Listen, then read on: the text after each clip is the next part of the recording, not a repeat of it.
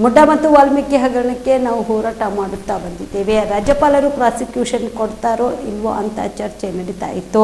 ಈಗಲಾದರೂ ಸಿಎಂ ಸಿದ್ದರಾಮಯ್ಯ ರಾಜೀನಾಮೆ ಕೊಡಬೇಕು ಮತ್ತು ತನಿಖೆಯನ್ನು ಸಿಬಿಐಗೆ ಕೊಡಬೇಕು ಎಂದು ಮಾಜಿ ಸಿಎಂ ಹಾಗೂ ಸಂಸದ ಜಗದೀಶ್ ಶೆಟ್ಟರ್ ಕಿಡಿಕಾರಿದರು. ಹುಬ್ಬಳ್ಳಿಯಲ್ಲಿ ಸುದ್ದಿಗಾರರೊಂದಿಗೆ ಮಾತನಾಡಿದ ಅವರು, ಇನ್ನು ಖಾಸಗಿ ವ್ಯಕ್ತಿಗಳು ಕೂಡ ಈ ಬಗ್ಗೆ ಧ್ವನಿ ಎತ್ತಿದ್ರು. ಇಂದು ಬೆಳಿಗ್ಗೆ ರಾಜ್ಯಪಾಲರು ಪ್ರಾಸಿಕ್ಯೂಷನ್ಗೆ ಕೊಟ್ಟಿದ್ದು ಗಮನಕ್ಕೆ ಬಂತು. ಪತ್ನಿ ಹೆಸರಲ್ಲಿ 14 ಸೈಟ್ಗಳನ್ನು ಪಡೆದಿದ್ದು ಸರಿಯಲ್ಲ. ಇದು ಕಾನೂನು ಬಾಹಿರ ಕೆಲಸ ನಡೆದಿದೆ. ತನಿಖೆ ಆರಂಭ ಆದ ಮೇಲೆ ರಾಜೀನಾಮೆ ಕೊಡ್ತಾರೋ ಇಲ್ಲ ಈಗಲೇ ಕೊಡ್ತಾರೋ ಸಿದ್ದರಾಮಯ್ಯ ರಾಜೀನಾಮೆ ಕೊಡುವುದು ಅನಿವಾರ್ಯ ಎಂದರು. ಕಾಂಗ್ರೆಸ್ ಪಕ್ಷ ಅಥವಾ ಸಿದ್ದರಾಮಯ್ಯ ಅವರಿಗೆ ಬಿಟ್ಟ ವಿಚಾರ. ಇದು 100ಕ್ಕೆ 100ರಷ್ಟು ಕಾನೂನುಬದ್ಧವಾಗಿ ನಡೆದಿದೆ. ರಾಜ್ಯಪಾಲರು ಸಂವಿಧಾನಬದ್ಧವಾಗಿ ಕ್ರಮ ಕೈಗೊಳ್ಳಬೇಕಾದದ್ದನ್ನ ಕೈಗೊಂಡಿದ್ದಾರೆ. ಕಾನೂನು ತಿಳಿದುಕೊಂಡಿದ್ದೇನೆ ಅಂತ ಹೇಳು ಸಿದ್ದರಾಮಯ್ಯ ಅವರು ಈಗ ಈ ರೀತಿ ಮಾತನಾಡುತ್ತಿರುವುದು ಸರಿಯಲ್ಲ ಎಂದರು.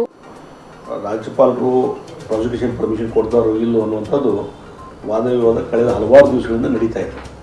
ಯಾವಾಗ ಈ ಮುಡಾ ಹಗರಣ ಮತ್ತು ಇನ್ನೊಂದು ST ಕಾರ್ಪೊರೇಷನ್ ಹಗರಣದಲ್ಲಿ ಭಾರತೀಯ ಜನತಾ ಪಾರ್ಟಿಯವರು ನಾವು ಈಗಾಗಲೇ ಹೋರಾಟ ಮಾಡ್ತಾ ಇದ್ದೀವಿ. ಇದರಲ್ಲಿ ನೇರವಾಗಿ ಮುಖ್ಯಮಂತ್ರಿಗಳ ಜವಾಬ್ದಾರಿ ಇದೆ, ಅವ್ರದೇ ಒಂದು ನೇರವಾದಂಥ ಕೈವಾಡಿದೆ ಅನ್ನುವಂಥದ್ದು ನಾವು ಮೊದಲಿಂದಲೂ ಭಾರತೀಯ ಜನತಾ ಪಾರ್ಟಿ ಹೋರಾಟ ಮಾಡ್ಕೊಂಡು ಬಂದಿದ್ದೀವಿ. ಅದಕ್ಕಾಗಿ ಅವರು ರಾಜೀನಾಮೆ ಕೊಡಬೇಕು, ಇದು CBI ಕೊಡಬೇಕು ಅನ್ನುವಂಥದ್ದು. ಮತ್ತು ಇನ್ನೊಂದು ಕಡೆ ಮಾನ್ಯ ರಾಜ್ಯಪಾಲರಿಗೆ ಖಾಸಗಿ ವ್ಯಕ್ತಿಗಳು ಸಹಿತ ಒಂದು ಕಂಪ್ಲೇಂಟ್ ಕೊಟ್ಟು ನಾವು ಮೇಲೆ ಕೇಸ್ ಫೈಲ್ ಮಾಡ್ತೀವಿ, ಅದಕ್ಕೆ ಪ್ರಾಸಿಕ್ಯೂಷನ್ಗೆ ಮಾಡಲಿಕ್ಕೆ ಪರ್ಮಿಷನ್ ಕೊಡ್ರಿ ಅಂತ ಅದು ಕೇಳಿದರು. ರಾಜ್ಯಪಾಲರು ಎಲ್ಲ ಒಂದು ಲೀಗಲ್ ಎಕ್ಸ್ಪರ್ಟ್ಸು ಮತ್ತು ಎಲ್ಲವನ್ನೂ ಅವಲೋಕನ ಮಾಡಿಕೊಂಡು ಚರ್ಚೆ ಮಾಡಿಕೊಂಡು ಇವತ್ತು ಬೆಳಗ್ಗೆ CM ಸಿದ್ದರಾಮಯ್ಯ ವಿರುದ್ಧ ಪ್ರಾಸಿಕ್ಯೂಷನ್ ಮಾಡಲಿಕ್ಕೆ ಪರ್ಮಿಷನ್ ಕೊಟ್ಟಿದ್ದು ನಾವು ಮಾಹಿತಿ ಬಂದದ. ಮತ್ತು ಇದು ಸಂಪೂರ್ಣವಾಗಿ ಕಾನೂನುಬದ್ಧವಾಗಿ ಇರುವಂಥದ್ದು.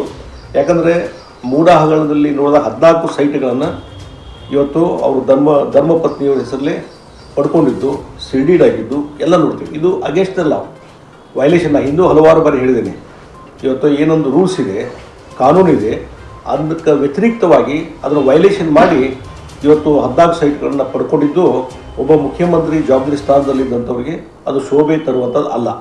ಅದಕ್ಕಾಗಿ ಕಾನೂನು ಬಾಹಿರವಾದಂಥ ಈ ರೀತಿ ಚಟುವಟಿಕೆಗಳನ್ನು ಮಾಡಿದರೆ ನಿಶ್ಚಿತವಾಗಿ ಇವತ್ತು ಅವ್ರ ಮೇಲೆ ಪ್ರಾಸಿಕ್ಯೂಷನ್ ಮಾಡಲೇಬೇಕಾಗ್ತದೆ. ಆ ಹಿನ್ನೆಲೆಯಲ್ಲಿ ಇವತ್ತು ಮಾನ್ಯ ರಾಜ್ಯಪಾಲರು ಪ್ರಾಸಿಕ್ಯೂಷನ್ಗೆ ಏನು ಅನುಮತಿ ಕೊಟ್ಟಿದ್ದಾರೆ, ಇದು 100ಕ್ಕೆ 100ರಷ್ಟು ಕಾನೂನುಬದ್ಧ ಇದೆ ಅಂಥೇಳಿ ಈ ಸಂದರ್ಭದಲ್ಲಿ ನಾನು ಹೇಳಬಯಸ್ತೇನೆ.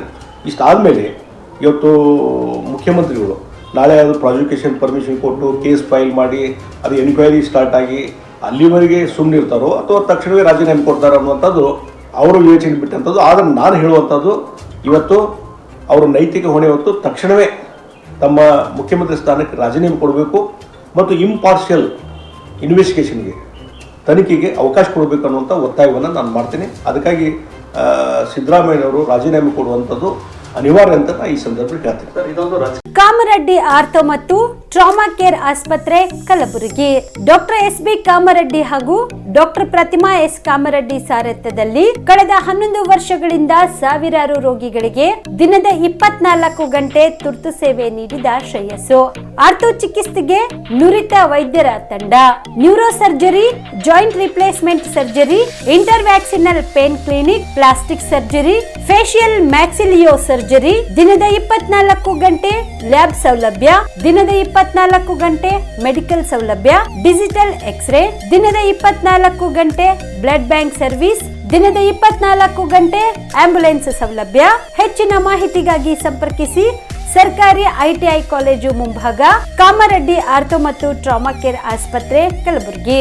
Phone number 084722566163.